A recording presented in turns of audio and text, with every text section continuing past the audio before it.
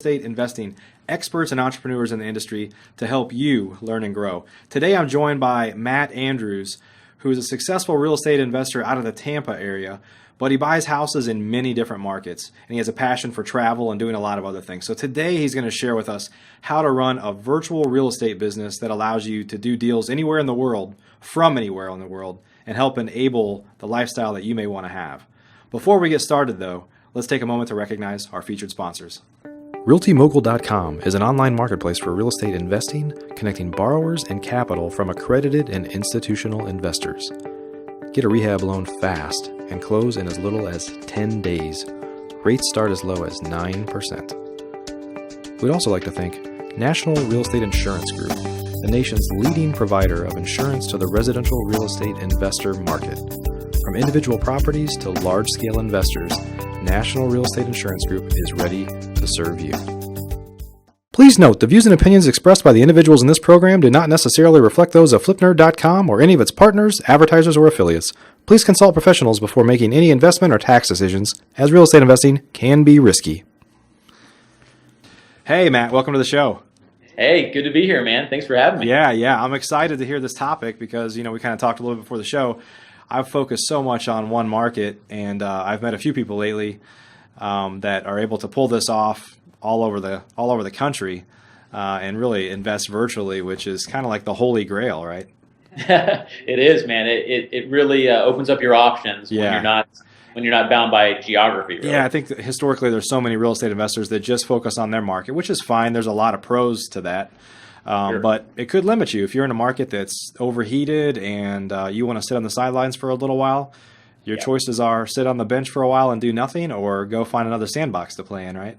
Right, exactly. And that's really what drove us to look at other markets too, where some of the markets we were in became very competitive. Yeah. And we can do that, and we can fight other people, but sometimes it's nice just to go to some other place where there's not as much competition and do it there too. So that's why we went that way. Awesome. Well, I know you've got a tremendous amount of experience. Why don't you kind of take it from the top and tell us how you got started? I know you're a fellow corporate refugee, and kind of how you took life into your own hands and have kind of improved your business over the years. I like that term, corporate refugee. I actually haven't heard that. Yeah. I use that, man. That's a really good one. Yeah. Better.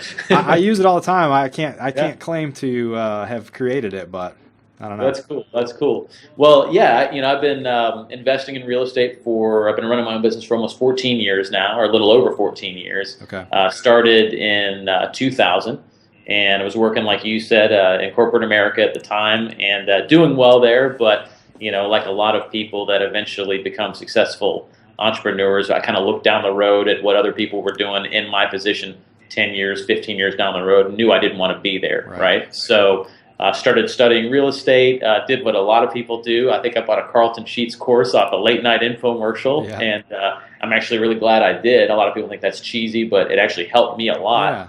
Learn the terminology, learn the world of real estate investing. So that was a big thing for me, and started little by little just studying while I was still working for a company. Yep. Flipped my first deal. I was fresh out of college on all this stuff, so I'd only been in corporate America for about a year and a half. Okay. Didn't take me long to figure out that wasn't where I wanted to be. Yeah. Started studying, flipped my first house, did everything absolutely wrong, about as wrong as you could do. Turned what should have been a 25 grand profit into like a 2 grand profit. But at the time I thought, hey, I made money. And so I did just well enough to make me think, let me try this again. Did it again. The second one got better. Third one got really good. By the fourth one, I was making pretty good money flipping and doing rehabs. Yep. So was able to leave my job at that point, go into it full time. And from 2000 to 2007, really mostly rehabbed properties, buy, fix up, sell, kept some rentals along the way. And then when the crisis hit, and I know you and I have talked about this before, the crisis hit in 2008 and really 8 and 9. The floodgates opened up in Florida, and we really turned our business at that point to wholesaling and started doing high volume of wholesale deals. Right. Some buyers, a lot of buyers buying 2 or 3 at a time. Some buyers were buying 50 or 60 from us. Yeah. So at that point, when the market was kind of tanking in Florida, especially, who was coming in and buying at that point? Because it's so on. I mean, there's a reason you kind of transitioned to wholesaling, right? It's safer.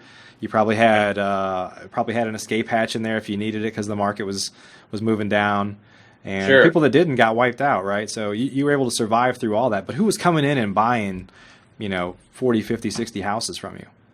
At that point, we really had to go out and kind of create that market. We had to find that. A couple years later, fast forward to 2010, 2011, everybody kind of knew about it. Cat was out of the bag. Yeah. Hedge started coming in, all of that. But in, 07, 08, 09, we really had to go out and kind of talk people into the opportunity and let them know that it was there and really educate at that point. Right. So it was, you started doing a lot of internet marketing at that point, reaching out to big corporate buyers, reaching out to some small hedge funds at that point, and educating them on, hey guys, do you see what's going on here in this market? Do you see that we're able to buy these properties at 30 cents on the dollar? Right. And then later, we didn't have to educate anymore. Wall Street Journal and USA Today were educating the whole world to the opportunity in foreclosures, and so we just kind of went with the flow there and did a lot of wholesale deals. It was definitely a great time in our business. We worked like crazy, and I felt like I was a chicken with my head cut off a lot of times, but we did a ton of deals and got a great amount of experience that I've used in other markets since then. Yeah, it's funny. I operate primarily in Texas, which has been much, pretty stable throughout all the time that the rest, a lot of areas like Florida were really in trouble. Sure. But I started in 2008, and everybody was running away, and we're kind of running towards the fire, and we killed it. And it's funny lately. The market's been hot, and our business is still doing well. But I wouldn't mind having a bad market back. Right. Now, what you just said there, I think, is really key because everybody else was running away to it, and you were running to it. Yeah. So we were naive at the time, but yeah. You were what? We were naive. We didn't know what we didn't know at the time, but but it was a good thing. Yeah. A lot of the competition goes away. The media overhypes the situation, and a lot of stuff that is good for investors ultimately. Well, and it goes back to the old adage, zig when people zag. That's right. And at that time, I remember 2008, 2009, so the time you were getting in and the time that that's really when my business exploded at that time. Yeah. I'd been doing okay before that, but my business really got good around that time. And, I remember telling people that weren't in real estate, people would ask me, what do you do? And I'm like, I'm in real estate. I, flip properties and do what we call property wholesaling. And I would always get the same answer. Everyone would always say the same thing. They would go, ooh, how's that going? Yeah. Because they thought, you're in real estate, and all they do is see the news all day, talking about real estate in the tank. Right. I found the retail market. Yeah. Yeah. I found the same thing you found was that there was less competition. Media was telling people they couldn't do it, so no one was trying. And I kind of felt like at that time, especially, wow, this is awesome. I felt like I found a kind of little secret little gem here, and all I had to do was introduce that to some key buyers to really get that business rocking and rolling. So we both benefit from misinformation in the media, I guess. Yeah. Wait, there's misinformation in the media? Wait, did I say that? No, surely not. Yeah. So yeah, that was a great time for our business, and then out of that, came a lot of different opportunities. Doing that many transactions and acquiring and selling that many properties, you get to see different exit strategies. So one of those exit strategies, which really worked for us and has continued to work for us, was creating turnkey packages of properties. So some of these properties I would buy to wholesale. Instead, I would go ahead and close on them myself. I would fix them up, rent them out, stabilize them over a period of 2, 3, 4 months to make sure they were good cash flowing properties. And then I'd package those up 5, 10, 15 at a time and started marketing those to a lot of overseas buyers and a lot of higher level buyers that wanted to just buy something totally turnkey, buy it one day, start collecting rent, property management in place, that type of thing. And so what year was that? Those really all through 2008, 9, 10, 11, we still do it. You were ahead of your time, because that's really become hot right now, is selling packages of rentals to people that just don't want to do all the hustle to find the deals, rehab them, get them rented and that. And that's turnkey rentals have been around for a long time, but really packages of them is it's not that it wasn't around, but that's really becoming something that's kind of hot right now. So you were a trailblazer, man. Yeah, I guess so. Yeah. Well, that's what we found too, is that people did want to buy turnkey properties, but the properties we were doing were so inexpensive. The price point was, we were averaging, our average sale price in probably 8, 9, and 10 was like 50 or 60K per Yeah. property. So these were fairly cheap property, and those were rented, fixed up, ready to go. Yeah. So Those are the ones that cash flow the best. absolutely, they did. So we found out, instead of trying to sell $100,000 property, we just made a minimum. We said, look, if you want to buy turnkey properties, you buy 5 at a time at a 50K price point, and that's what it is. Yeah. So we really kind of set a barrier for investors coming in that you needed to bring in at least a couple $100,000 at a time Right. to have these properties. We could wholesale your properties one at a time. That's no problem. But if you want the turnkey stuff, we set a threshold there that you needed to buy at least 5 at a time. Okay. That worked really well. Yep. So we did that, and that's been a fantastic source of business. And then over the last, it's 2014 now, so really over the last 2 years, 3 years, we've started to move into other markets as well. So I took what I was doing in Florida, Tampa, St. Pete, Clearwater, and just replicated that process in some Michigan markets, in some Indiana markets, and I don't know, maybe I can come do some stuff with you in Dallas too or something. Let's do it, man. That's just working together. You know what's interesting is I've talked to a couple people about this lately, and there are some, there's some real estate there's this, I don't know what you call it, but for a lot of the guru type folks, holding the cards close. they just, are some people that are kind of some of the, at least represent themselves as big timers in certain markets. They would lead you to believe that if you stop buying or you start mentoring people or you kind of take your business in a different direction, that you've kind of sold out. It's right. like, well, wait a minute. I'm going where the opportunities are one way or another, or I'm going to something Sure. I love.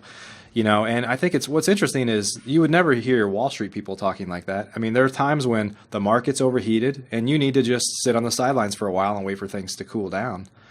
Right. The problem with real estate investors, especially if you operate in your market, is you can never stop buying. Otherwise, your business is dead. Or if you've accumulated rental properties and you have another source of income, but if you're primarily living on wholesaling and rehab revenue, you can effectively never stop buying unless you found a way to get creative and generate revenue in other areas, right?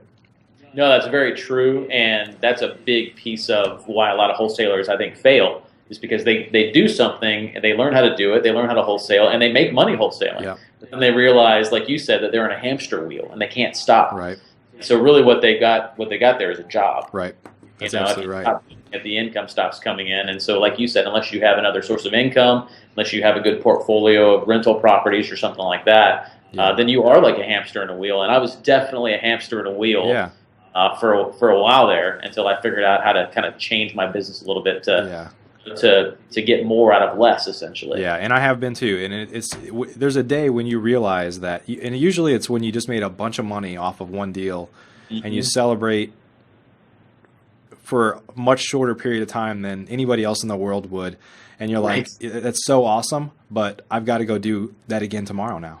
Right. And it's just that realization of, wow, that was great. And what are you going to do for me next? When you kind of realize that, I don't want to work this hard forever. So how do I get creative? What do I do to keep more properties as rentals? Or how do I create more of a virtual business like you have, that I can have systems in place to have people help me so that I'm not I don't have to be involved in every single piece of my business. That's it, and it really comes down to time, because we all have 24 hours in a day, 7 days in a week, 365 a year, right? So that's what we all have. None of us have more, none of us have less. You, Donald Trump, me, we all have the same amount of hours in a day. So how do we leverage that time? Yeah. How do we get, more than 24 hours out of that? And that's kind of what you're talking about. And as we turn to be more of a virtual company and try to be a little bit leaner and more versatile, that's really what we figured out how to do, was how to make, an hour of our effort yield 10 hours worth of results. Right. So that was really key there in our business. And it was a fundamental shift, because I was doing the day by day, okay, I got to do another property, got to sell another package, got to do this, got to do that. And it was just grind. Right. And that was before I had kids, and I only have my daughter's 5 months old, so I haven't had kids long, but that was when I could do that kind of stuff. I was young and didn't have many responsibilities. A lot of that was before I was married too. And so, I could act like, some Silicon Valley guy and stay up all night and just run, but that's no way to live long term. It catches up to you. Yeah. Oh yeah. Absolutely. So talk about kind of that point when you realized that we have to do things differently, and you started kind of Of course, technology, I'm sure you're going to share, technology has obviously changed the world for real estate investors over the last few years. I mean, in all honesty, I'm about to come to an event where I'm going to see you tomorrow. By the time this is playing, it'll be a couple weeks behind. But in all honesty, I'm closing on a deal this Friday, and I'm just going to do it from my iPad and wire money from my Chase app. And I mean, I can do that now. That was awesome. You couldn't really do that 3 years ago. You couldn't even, I don't know when. It hasn't been long. No, you really couldn't. Yeah. Technology, and I love how quickly it's moved, because it really has done what I just said. It takes your 1 hour and turns it into 10 hours, or 20 hours, or 100 hours. Right. So for me, it really came down to, my wife and I love to travel. That's a big piece of our lives, and we've been able to do a lot more since we turned virtual. But back when I was in that hamster wheel, like we were talking about, we were doing a ton of deals. We were doing all the things successful real estate investors do. We were flipping properties. We were making money. Yep. I could show people HUD statements, and they'd be all impressed, and I could show them how many we were doing. But I was hating life. Yeah. Because I was running around all day, arguing with contractors and realtors. I was, thought I had to meet with every buyer and seller face to face. When you're negotiating with somebody who is not on the level you are, you have to kind of go down to their level, and it takes way longer in a lot of ways, especially if you don't have a system in place, which I didn't at the time. So I was just, I call it manually doing everything. Yep. It'd be the difference between trying to screw in a screw or have a power, absolutely. A power tool. I've been there, my friend. I get it. Yeah, exactly. And it's bittersweet, right? I mean, sometimes you get to a point to where you buy a deal, you got a house under contract, and a few years later or earlier, you would have been pumped up and celebrated, and then it's like you're excited because you got a deal, but then you're thinking about the burden part of it. Like, okay, I got to go drive across town and do this or do that, and it's crazy that it can get to that point, but. Absolutely, and I was getting burnt out. Yeah. I was doing good, and we were making decent money, but I was definitely getting burnt out and fast. And that all kind of came to a head one time when my wife and I decided we got to get away for a couple weeks. Got to get away from the business for a little while. Yeah. And went on a backpacking trip in Germany. Me and my wife Lindsay, we love to travel hippie style and stay in hostels, or at least we did back then, and stuff like that. So we're backpacks on and traveling, and we were hiking in the Black Forest of Germany in Freiburg. Wow. And it was beautiful. We actually went to the World Cup that year and the Tour de France, and then we're hiking, and so we did all this amazing stuff. But while I was there, I was literally freaking out the whole time because I had these deals coming in, and I was trying to get them done, and I didn't have the tools to get them done. Yep. The technology wasn't necessarily there at the time to get this stuff done. So I'm holed up in internet cafes, at with 2 o'clock. A dial-up connection, and dial-up connection, and in Freiburg, in some remote areas too, that wasn't even that good. So I'm sending an email, just hoping it gets to somebody within 2 days, and crazy stuff like that. Yeah. And it was driving me nuts, and it drove my wife nuts to see me going nuts, and I wasn't able to enjoy the vacation. Yeah. And so that's where it really came to a head for us, and we said, you know what, we've got to figure out either we need to get into a different business altogether, or we have to make this business fit the kind of lifestyle that we want to have. Yeah, and it's interesting because my wife's name is Lindsay as well. Yeah. And it's funny when you work with, and I know that your wife is pivotal in your business, and mine definitely is too. What's tough is when your spouse is in your business full time too, because you just can't get away from work. That's true. Even if you're like, I'm not going to think about work, I'm not going to talk about it. You can probably count on a second hand before your spouse brings something up. And even if I say, well, let's not talk about work today, and she's like, well, you just did, and you just can't keep each other in check. But yeah, I know there's some challenges there. Yeah, very true. And if your wife's like mine, they're usually the first one to say, you know what, this has got to change. Yeah. And that's what my wife said, Yeah. and I was on the same page with her there. Yeah. And so we knew. After that trip, we closed a couple deals on that trip, and actually more than paid for the entire trip with a couple of wholesale deals on a mountaintop in Freiburg, Germany, with barely any communication. Yeah. But it was terrible, and it took so much time, and it literally took me out of my vacation for 2 or 3 days, and then even after it was closed, I couldn't settle down for another 2 or 3 days. By the time I was starting to enjoy the vacation, I had to go home. Right. So when I went back home, I committed to figuring out, okay, either I'm going to make this business fit our lifestyle, I'm going to make this business virtual, or I'm going to get into a different business. that will work like that. Yeah. And I believe the real estate business, particularly wholesaling, but even other parts of it, I believed it could be virtual. Yeah. So we went to work, and basically we had one criteria. If we couldn't handle it from our laptop, we weren't going to do it.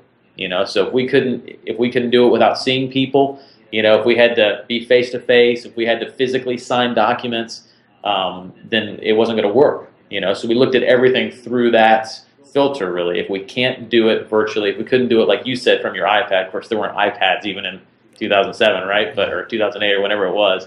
But if we couldn't do it with that and with that technology, we weren't going to do it. So little by little, we were refining our process, and over a period of about a year or two, we really got to the point where it was virtual, and we started outsourcing more. So on certain deals, we'd make a little bit less, but we were able to do more deals. Right. So I might make less on one deal, but I was doing 3 times more deals. That's a winning prospect. Yeah. It took me less and less time. And what I figured out, and I told you this when we talked another time, I found out that many times I was the log jam. I was the log jam in my own process. Yeah. And once I started doing deals that had as little of me in there as possible, they were actually better. Yeah. My referral partners that were bringing me buyers liked it better because they didn't have to wait to hear back from me. There was a set process. The way I sold and my title companies that I used in my different markets knew there was a set process, and it just moved a lot smoother. Yeah. And it was around that time, 2007, 8, that I read 4-Hour Work Week by Tim Ferriss, which even though he was in totally different businesses, it totally just spoke to the problem that I had. Yeah. And so from that point on, we really worked to make it 100% virtual, and the wholesale business that we run now in 3 different markets in the U.S. is completely virtual. Yeah. I can run that from anywhere with my phone, and that's fantastic. And we're working and getting better and better every day at being able to do rehabs that same way too. And what that does is just opens you up to do everything, and really do the things that you want to do versus the things you feel like you must do. Right.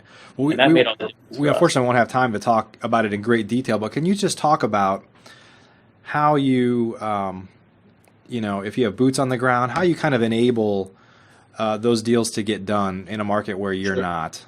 Absolutely. I mean, let's talk about this from taking the lead to analyzing the deal, to making the offer, to negotiating, to selling it. Let's just kind of talk about kind of the main process of how you get that done virtually.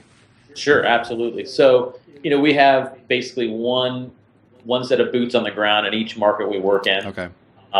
If I feel like I need someone to go by and look at a property for me to be able to figure out exactly what I need to pay for it, I can do that. But really what we've done is a process, and it's much like a lot of people use in direct mail, is a process of looking up the property and what it's worth essentially, and offering a certain percentage of that. Okay. And every once in a while, you get a deal that you think, okay, you know what, that one wasn't what I thought. But more often than that, if you stick with that, and you say, hey, if Zillow says this and I'm going to pay 50% of that price, I know that's a winner. I might lose the deal because someone else might know more and might get it, but I know that if I get it at that price, it's going to be a winner. And you just make some assumptions on repairs based on square footage or based on some questions you ask the seller, like how old's the roof, how old's the HVAC, stuff like that. Is that? Yeah, what we really did was we just assumed worst case scenario. In a wholesale situation, we assume basically if we're going to wholesale this property to an investor who's going to fix it up and sell it, we're going to assume it's all terrible. Okay. Now, if it ends up being better than that, fine, that's gravy, right? But we assume new roof, in Florida at the time, ACs were getting stolen like crazy. We just assumed there was no AC on every house like 1 out of 20, there would be an air conditioning unit still there. Right. Unbelievable, Yeah. But we just did a worst case scenario, kind of a Murphy's Law approach to that. And we had, certain percentages that we would offer. Like a lot of people do with HUD properties, they offer a certain percentage of the price without seeing that property. So we basically set thresholds like that, had one boot on the ground, had a good title company in each of those places that we trusted for the title work and that type of thing. Okay. Then if we needed to, if they were distressed owner deals, if they weren't bank-owned deals and they were distressed owners where somebody needed to go out and actually speak with somebody at the dining room table or something like that, we had that's what our boots on the ground were for, mostly. And who's taking your initial leads, your initial calls? Who's taking those? My initial calls go all to a number of different Google Voice numbers, and then those all get filtered to 2 different assistants that we have. Okay. and they're paid on all commission, and they basically know our process. So yeah, so that the calls don't come to me, and that's the important part. Yeah. And that was the biggest piece, was if they were coming to me and I was somewhere, in Costa Rica surfing with Lindsay for 3 days and not even didn't have cell phone or didn't have email, Right. no deals would happen. Right. So I empower certain people in our business, mostly independent contractors that are investors themselves, Okay. that are more local, Yeah. to do these types of things. So a combination of realtors, other wholesalers, other real estate investors, sometimes even students of mine, Yeah. will kind of fill those gaps in different markets. And the idea is, of course, you make less on a deal by cutting someone else in like that, but it gives you the ability to do multiple deals where you could only do one before. Absolutely. Absolutely. Okay. And then, so just talk a little bit about the kind of the mentality, because I'm not sure if you're quite like me. I'm a bit of a control freak, and I know a lot of real estate investors are. I mean, when you're kind of in this feast or famine business, you're always worried about the famine, and even though maybe it never comes, but you're just kind of worried about it. And a lot of people just get in this mindset of, I don't trust anybody else to do it, so I'll do it. I'll just have to do it myself. And I don't know if that's how you were, but a lot of people are. I mean, how do you kind of get around that? I am a little bit like that, and it is hard to get around, because the truth is that as entrepreneurs that have been doing this for a while, like you and I, there probably aren't many people that can do it as well as we are. Right. And so a lot of people mistakenly think no one can do it like I can. Well, we're right in a lot of those situations. What I had to, the paradigm shift in my head was really two things. Number one, everything doesn't have to be perfect. Yeah. If I'm supposed to make 6 or 8K on this wholesale deal, and everything kind of goes wrong and I make 1 or 2K, you know what? Big deal, move on to the next one. Yeah. And so if I empower somebody who wouldn't do it the same way that I would do it, then we try to get that deal done. That's fine. And then I talk to them about that, have them kind of tweak and refine their process so they would do it a little bit more like me. And it was just a step-by-step process. Right. It's what we're going through right now with trying to do virtual rehabs. Every contractor we're using, it's a learning curve on every single one of those. So that was one big piece, was letting go a little bit and saying, look, this doesn't have to be perfect. If I was there and I was doing it, it would be, at least I think it would be perfect, right? But it doesn't need to be perfect. I'm okay doing 4 deals that aren't perfect instead of 1 deal that is perfect, because that was the difference between doing it myself or having someone else help me with it. Yeah. So that's one thing. And then number 2 is just getting really, really good at identifying and qualifying partners or employees or whatever you want to call them, people that you're working with, getting really good at that. Okay. And do that through a system of, questions. And I almost have like a funnel, like an internet funnel almost built for partners that I work with, so that it never even gets to me if there's some disqualifiers there. Yeah. So anybody that wants to bring me buyers, there's a series of videos they have to watch. I don't just say, sure, bring me whatever you got. I want to make sure they don't bring me about 95% of what I wouldn't want. Right. And so that type of thing. So it's really just choosing very carefully those partners, and it's a step-by-step process, and we do it again in each new market we go into. Yeah. So Michigan and Indiana for me are much newer markets than Florida, and it took me about 1.5 years in Michigan to have my correct partners. And I went through quite a few people with contractors and realtors and other wholesalers, quite a few people that we, worked with and then didn't work with again before we found a really good team. Yeah. And so it's really about setting up that right team in each of those markets that you're in. Right. And so I know that you use real estate as a vehicle to help you kind of travel, and I know you've got a couple of great charities that you support. Or talk a little bit about, from the real estate investor perspective, that if they can figure this out, just talk a little bit about what it enables you to do, and how you see that for other real estate investors. What it'll enable them to do. Yeah, absolutely. It's, for me, there is work that you do and money that you make because you need to, and then there are the really truly fulfilling things in life. Right. And sometimes those things go together, and sometimes one feeds the other. But for us, we wanted to. I had a degree in psychology. I came out of school working with autistic children and loved that. Not a big buck in that, not a whole lot of money in helping developmentally disabled children and that type of thing. But I loved it, and it felt good to my heart. Unfortunately, real estate, made a lot more money than working in that realm. Right. But Lindsay and I both knew we wanted to get back to that. So for me, it's about being able to use your business and leverage your business so that you free up time and have the money to go do those fulfilling things. And so for us, like you said, it's a couple different charities that we're founding board members of. One is called JA Mobility, JAMobility.com, and that's a charity that we've helped start, where we take 600 wheelchairs a year down to Jamaica and actually have those manufactured in China and taken there. We pick the people up, put them in the chair, and give them the gift of mobility. Wow. And that doesn't make money. We're not trying to make money doing it. But the feeling that I get from doing that and being able to do something like that invigorates me, so that when I come back home, I innovate in my real estate business so I can do more of that. Right. So for a lot of people, and especially for a lot of beginners, it goes back to what we hear a lot. You have to know your why. What's the reason you're doing this? Right. If you're just doing this to make money, then once you make a little bit of money, your inspiration is no longer there. So what is it that you're trying to get to?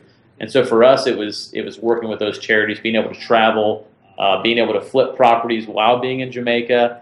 Our other charity is called Kushi Hana, which is Indian translation of feel happy. And we support at this point 10, I think we just added 11 independent children's homes in India, and all those kids are sons and daughters of sex trade workers. Oh, wow. And their living conditions are terrible. It's just unlike anything any of us have seen here. If we ever think we've got it bad, come with me to India for 1 week. Wow. You'll never think you have it bad again. It's a perspective shaper. Absolutely. And I need that kind of thing. Yeah. I am I'm the kind of guy who needs to go and see things like that, because it helps my perspective. And when I can go and do that, and I can see some of the smiles on those kids' faces, and I can see that some of these children have a future when they didn't before, and that I was just a tiny, small piece of that fuels me for a year to come back and innovate in my real estate business. Yeah. So for us, it really was that was really the impetus for everything that we do in real estate, for going virtual, for outsourcing things, for taking our business to that next level, was to free us up so that we could do the things that are more fulfilling. And it doesn't have to be charities or some big thing, some big grandiose thing. It could just be spending time with your kids that are growing up fast, and for a lot of people, that's what it is. And I've got a 6-month-old daughter now, and I want to be around her all the time. If we have more kids, I want to be around them all the time. So just knowing what that inspiration is for doing those things in real estate, and for me, being able to be involved and being able to help those charities grow, and now starting my family, all of that just serves as just the best motivation I could ever think of for continuing to grow my real estate business, and to be around business owners like you and other people like we're going to meet with tomorrow that help me raise my game to that next level. Right. So that's kind of a long-winded answer, but that's really what fuels our business. And I think everybody wants that. Everybody wants. I mean, I don't know very many people that care more about the real estate investing than what it's enabling. Right. It's a vehicle, right? Absolutely. So I mean, it's a fun vehicle. It's but a if you're fun. on that hamster wheel, you don't get to do those fulfilling things. That's because you go home and you just like drop into bed and wake up again the next morning and do it. So yeah, like you said, really systemizing and getting to the point where you're not as involved with your time, involved at a high level, but not as involved with your time, then that frees you up to do the really important things in life. Yeah. Like you said, no one wakes up saying, "Oh, I just kind of flip another property because it feels so good in my heart." Right. They think, "I want to flip these properties so that I can go to the lake house with my family for a month." That's in the right. summer. That's right. That type of thing, and that's what it's all about. That's real life. Yeah, absolutely. Well, hey, we're running out of time here, but I know also you've got like the #1 selling real estate investing book on Amazon for like a couple of years or something. Is that right? It's in the digital category. Okay. Yeah, I haven't beat Kiyosaki yet on the big paperback and backs yet, but yeah, it's called Real Estate Investor's Guide, and I have a series of 4 books actually that are all under that Real Estate Investor's Guide. Okay. But the #1 is Real Estate Investor's Guide to Flipping Bank-Owned Properties, and it really just details how I started my process of flipping properties from the bank, buying foreclosures and wholesaling them. And it just kind of tells my story a little bit, and then gives very practical steps on how somebody could start doing that. Okay. So so that's been really successful over the last couple of years, and and that's been a number one, or right around that number one, number two rank for about 2 years now. So that's been a great, That's great awesome. source of leads for us. Yeah, absolutely. That's awesome. That's awesome. So if somebody wanted to get a copy of that, how do they? Yeah, absolutely. Well, anybody that's listening to this, any flip nerd people out there, definitely would be happy to give you a free copy of that. Yeah. So I'm going to give you, this is my personal email address. Oh, so wow. you guys that are Well, listening, you're supposed to be all systematized. This isn't going to a virtual assistant in India somewhere. actually, like on podcasts and interviews, I like to hear from people. Okay, I all like right. this stuff. So I couldn't do that before when I was in the hamster wheel, but now I can actually, and I can interact with some people. Yeah, and I like so. My personal email address is mattandrews404@gmail.com. Awesome. And awesome. if you guys send me an email, just say, put in the title free book, or, and then say something like, hey, I was listening to Flip Nerd and saw that you are offering a free book to everyone that listens to the show. Then we'll shoot that back to you, and we'll shoot it to you in PDF format and Kindle format, so you can get it however you want to and be able to That's awesome. read it at your leisure. So I'm happy to do that. Yeah, fantastic. Thank you for sharing that. That's awesome. Yeah, definitely. All right, man. Well, hey, thanks for your time, and congrats on all the success, and congrats on using it as a vehicle to kind of do what you really love. I think a lot of people get caught up in that hamster wheel and never get to the being able to do what they love part, or not enough of it, at least. Absolutely, man. And that's why people are listening to this right now, right? I hope they so. can achieve the same thing. So This is awesome, man. Love your show. And I want to, I'll get links for both of your charities too, and we'll add those on the page. Anybody who wants to learn more about some of the great stuff you're doing, and that'd be great. That's awesome. That's awesome. So we always need donations, but we also need people to spread the word for us. Yeah. Hook us up with other people that might be able to help us, and we need volunteers too in those areas. Sometimes a week or 2 weeks at a time. So if anyone listening has a heart for that kind of thing, get in touch with us, and we'd like to talk to you about it. Fantastic. Well, we'll try to enable some of that for you. That'd be awesome, man. Love it. All right, my friend. Well, I've got to go catch a plane to come and see you and some other guys. So Cool. All right. thanks for joining today, and I appreciate your time. Awesome, man. See you tomorrow. All right, take care. All right, Bye-bye. thanks. Are you a member of FlipNerd.com, the most robust real estate investing platform in existence, where you can find off-market wholesale deals and great vendors literally in your market? You can get access to advice from experts and learn about local clubs and events right in your backyard. If not, please visit FlipNerd.com and register for a free account. You can register in less than a minute. It's pretty much the coolest site that's ever existed in the real estate investing industry, so get on over to FlipNerd.com.